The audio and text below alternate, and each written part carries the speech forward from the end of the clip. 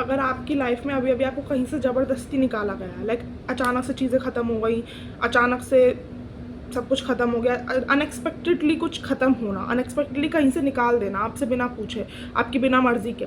सो अगर कुछ भी ऐसा हुआ है जो जहाँ से आपको नहीं निकलना था, जो रिलेशनशिप का आपको एंड नहीं करना था, जो आपको स्टेबिलिटी, जो आपको करियर एंड नहीं करना था, जो चीज़ आपको नहीं छोड़नी थी, ज़बरदस्ती आपको वहाँ से निकाला गया है। और उसके चक्कर में now you are like facing very anxiety, very depression, very negative thoughts, sleepless nights, you no.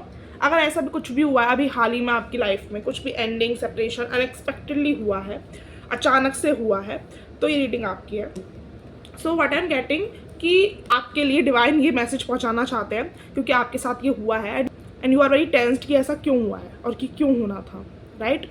So the thing is कि ये एक टावर मूवमेंट इसलिए हुआ है, अनएक्सपेक्टेडली इसलिए हुआ है क्योंकि चीज़ों में बैलेंस नहीं था, चीज़ों को बैलेंस आउट करने के लिए हुआ था। जिस भी कोई भी रिलेशनशिप हो सकता है, कोई भी करियर हो सकता है, वहाँ पर मुझे बैलेंस की कमी दिख रही है। या तो इक्वल गिव एंड टेक नहीं था, जितना आप दे रहे थे आपको उतना नहीं मिल रहा था, या फिर कुछ तो था जहाँ पे बैलेंस मिसिंग था, जहाँ पे इक्वालिटी मिसिंग थी। और यूनिवर्स लव्स दोज थिंग्स जो उसमें बैलेंस होता है। तो इस चीज़ में बैलेंस नहीं था, इस चीज़ में आपके साथ इनजस्टिस हो रही थी, किसी के साथ इनजस्टिस हो रही थी। उस चीज़ को जस्टिस करने के लिए, उस चीज़ को बैलेंस आउट करने के लिए चीज़ हुई है। नाउ आपके लिए अगर ये आपका सिनारियो है तो आपके लिए मैसेज क्या है?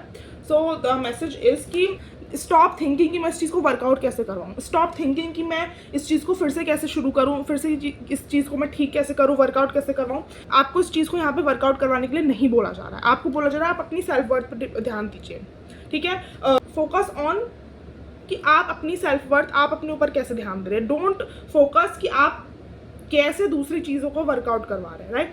दूसरा मेरे को मैसेज आ रहा है कि अपने करियर पर ध्यान देना शुरू करिए। आप जो भी सोच रहे हैं टीम वर्क की, या जो भी सोच रहे हैं आपके माइंड में, जो भी बैक ऑफ द आइडिया है, उस चीज़ को शुरू करने की सोचिए, right.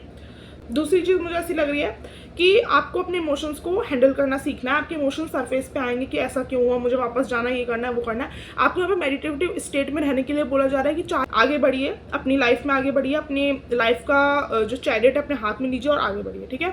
Focus on your career, focus on your self confidence, focus on your self worth, focus on that कि आप किसी के बिना भी उतने ही वर्थ इनफ हो, उतने ही सेल्फ वर्थ इनफ हो, ठीक है, उतने ही वर्थ इनफ हो, राइट। अपने करियर पे ध्यान दीजिए, आगे बढ़िए, मेडिटेटिव फॉर्म में रहिए, अपने इमोशंस को अपने ऊपर हावी मत होने दीजिए। Don't make decisions out of your emotions, ठीक है। अपने इमोशंस की वजह से कोई भी डिसीजन अभी बनाने को मना किया जा रहा है, राइट।